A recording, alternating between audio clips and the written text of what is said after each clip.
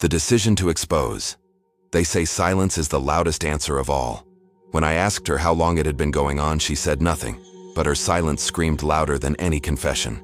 She stood there in the dim living room, arms crossed, lips pressed together, eyes darting away like a criminal who'd just been caught red-handed. That silence told me everything I needed to know. This wasn't some mistake, some fleeting kiss. This was deliberate. This was real. And I wasn't just her fiancé anymore. I was her cover story. I swallowed hard, my chest tight as I paced the floor. "You've been with him for months, haven't you?" She flinched at the question but didn't deny it. That was my answer. "God," I muttered, dragging my hands down my face. My voice cracked when I spoke again. And all this time I thought we were building something real, that everything we were doing, planning, saving, dreaming, meant something. She finally whispered, her voice trembling, "I didn't mean for it to happen." My head snapped toward her.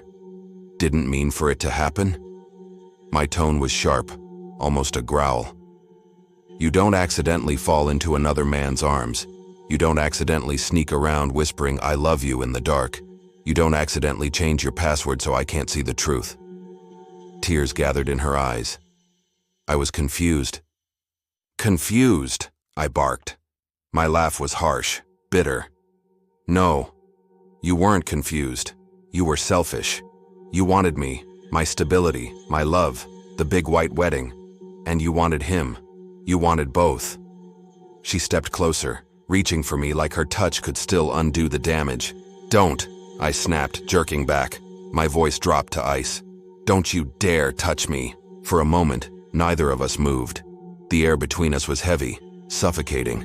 She looked so small, wrapped in her towel, clutching her arms around her chest as if she could hold herself together. But I couldn't feel pity. Not anymore. I turned away, grabbed my coat and stormed out the door. The night air was sharp against my skin, but I barely felt it. My phone buzzed in my pocket. It was David.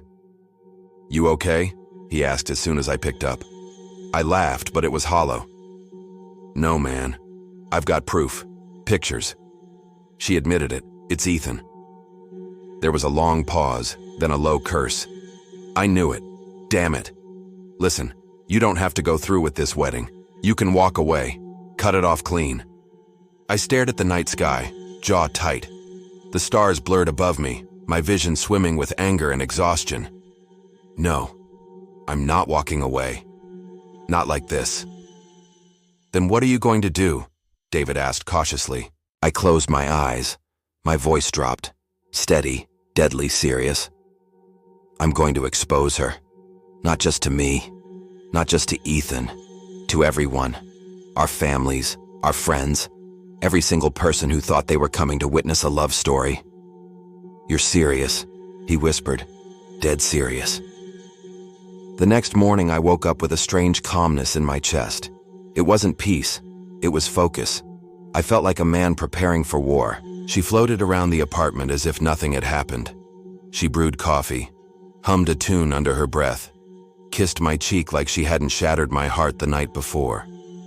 I studied her carefully, watching every move, every smile. She played her part so perfectly, sweet, innocent, loving bride-to-be. But I knew the truth now, and the truth was like glass lodged in my chest. Later that afternoon, she talked about wedding flowers and table settings as if the last 24 hours hadn't happened.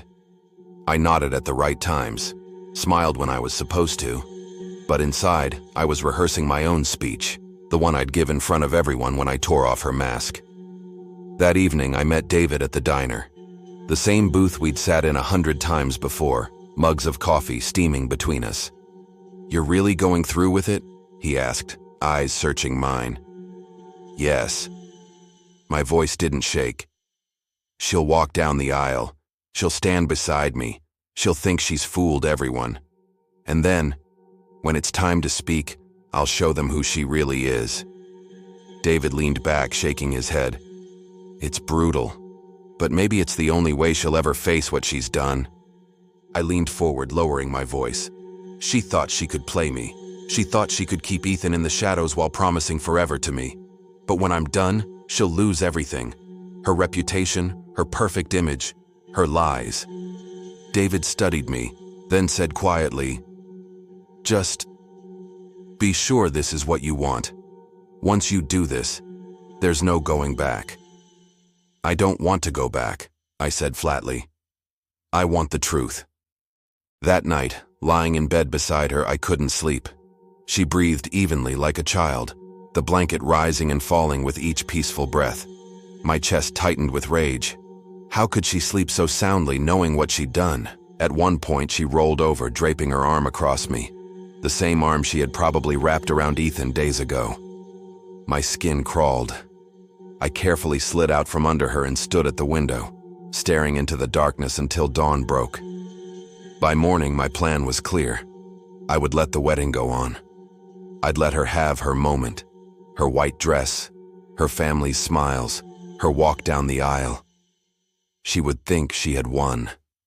And then when it was time to speak, I would open my mouth and burn it all to the ground. Not just for me, not just for revenge, for the truth. I spent the next 2 days preparing.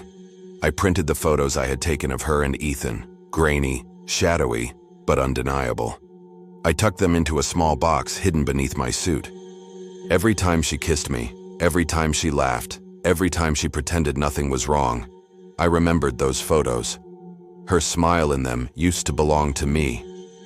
Now, it was the evidence that would destroy her. The night before the rehearsal dinner, I sat alone in the dark living room, the photos spread out on the table. Her face, his arms around her, the shadows of betrayal etched into every frame. My hands shook, not with fear, but with anticipation. Tomorrow, I would walk into that church not as a groom, but as her executioner. And the best part? She wouldn't see it coming. The photos went back into the box. I slid it beneath my suit jacket, my heartbeat steady now. I had everything I needed. Tomorrow wasn't going to be a wedding. It was going to be her reckoning.